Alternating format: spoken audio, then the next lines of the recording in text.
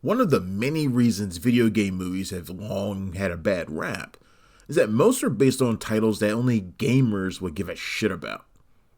But everyone, and I mean everyone, knows who Mario and Luigi are.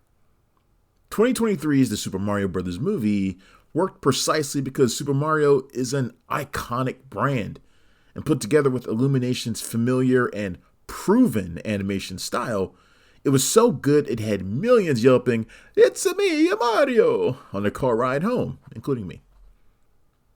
The sequel, the Super Mario Galaxy movie, is less like a sequel and more like a companion piece. A gorgeous, Easter egg heavy expansion of the budding Nintendo cinematic universe.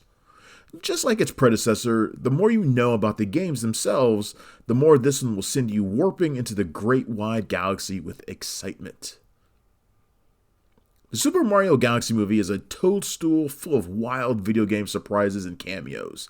But what shocked me most was how much this one resembles Star Wars in structure, and how much more I love Bowser, voiced once again by Jack Black, this time around. It's safe to say that while the first film focused, and rightfully so, on Italian plumber bros Mario, voiced by Chris Pratt, and his timid twin Luigi, voiced by Charlie Day, this one is about the Bowser clan. Turns out, they really love painting in that weird Koopa family. The thorny-shelled Bowser, still a tiny captive since the first movie's conclusion, soothes his savage heart by painting elaborate paintings of himself and his beloved Princess Peach, voiced by Anya Taylor-Joy. But when his evil, estranged son Bowser Jr., voiced by Benny Safdie, showed up to rescue him, he's wielding a magical paintbrush with which he can paint almost anything into existence.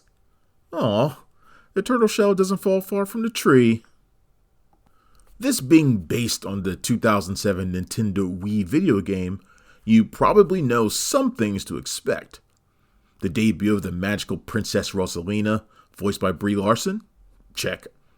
Of course, we already know one of her beloved children, the Lumas, thanks to that deranged, nihilistic prisoner Luma from the first movie. They're a lot cuter and cuddlier now, trust me. And they also love being told bedtime stories about Princess Peach. But why? When Rosalina's kingdom is attacked by Bowser Jr. and his massive robot, she defends it using powers we've never seen before. But when she is defeated and princess napped, it's up to Peach, Mario, Luigi, Toad, voiced again by Keegan-Michael Key, and oh yeah, Yoshi, everyone's favorite egg-pooping dinosaur, to come to her rescue. Yoshi, voiced by Donald Glover somehow, is my favorite Mario character, full stop. So yes, I got out a little yelp of glee when he first shows up, quite early into the film. Yes, I'm a dork. I wish he had a bit more to do and was more central to the plot, but hey, at least he's here. And Nintendo can start working on a Yoshi's Island movie right away. Thank you very much. On the one hand, it's great that the Super Mario Galaxy movie doesn't have a crapload of backstory to wade through. The action is brisker and stays at a high level throughout. The problem is that there really isn't much of a story here, as the film is overloaded with characters to maximize the Nintendo brand. Some have already sussed out the debut of another iconic Nintendo hero, the roguish Fox McCloud from the awesome Star Fox video games. But there are also amazing cameos, like in a casino world where the gang encounters all of the major villains from the maligned Super Mario Bros. 2 game. Honestly, the references come so fast and furious, it'll make your head spin like the spinning launch stars that send our heroes hurtling through the cosmos. Filmmakers Aaron Horvath and Michael Jelenic return and they go even deeper into Nintendo lore than before. It's unsurprising the way they both skewer and embrace the Mario mythology, given their time ripping DC Comics on the animated series Teen Titans Go. Illumination has stepped up visually as well, with clever homages to Mario's 8-bit history mixed with gorgeous modern CGI.